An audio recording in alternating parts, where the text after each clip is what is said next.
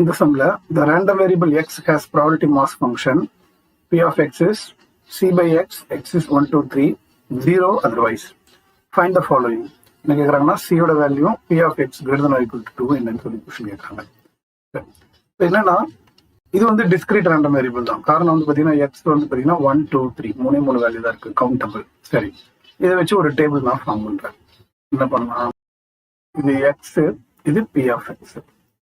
X என்னன்னா 1, 2, 3.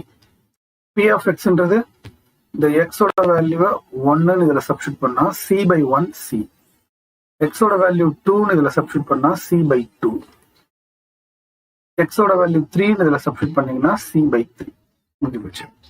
இதுல என்ன சொல்றாங்கன்னா ப்ராபபிலிட்டி மாஸ் ஃபங்க்ஷன் எக்ஸ் வந்து random variable X has probability mass function, இது ஒரு ப்ராபபிலிட்டி மாஸ் ஃபங்க்ஷனா இருக்கும்போது சியோட வேல்யூ என்னன்னு கேட்கறாங்க. So we know that the condition for probability mass function first கண்டுபிடிக்கிறது, we know that condition for probability mass function. Condition for probability mass function PMF. Sum of the probability is equal to 1. அப்போ இங்க probability values என்ன இருக்கு பாருங்க, c plus c by 2 plus c by 3 is equal to 1. அவ்வளவுதான்.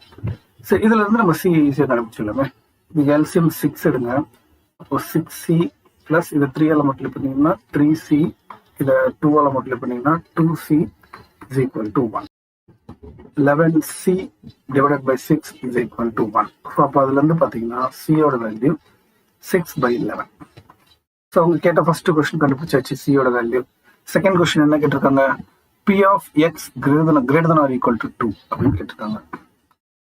So second question வந்து p of x greater than or equal to 2. So greater than or equal to 2னா என்ன அர்த்தம்னா 2 அதுக்கு 2க்கு மேல, 2வும் 2க்கு மேலேயும் பார்த்தீங்கன்னா 2வும் 3 மட்டும்தான் இருக்கு. ஓகேங்களா? ஸோ இன்க்ளூடிங் 2 ஈக்குவல் இருக்கனால 2வும் 2க்கு மேல வந்து 3 மட்டும்தான் இருக்கு. இந்த ரெண்டுத்தையும் மட்டும் நம்ம ஆட் பண்ண போதும். 2க்கு நேரா p of x is equal to 2க்கு நேரா என்ன இருக்கு, c by 2 இருக்கு, அது c by 3, இது c by 2, இது வந்து c by 3. இங்க டேபிள்ல பார்த்தோம் நம்ம. இப்போ இது ரெண்டுத்தையும் ஆட் பண்ணீங்கன்னா 3c plus 2c divided by 6. அப்போ இது ஆட் பண்ணும்போது உங்களுக்கு என்ன கிடைக்கும் பாருங்க, 5c by 6.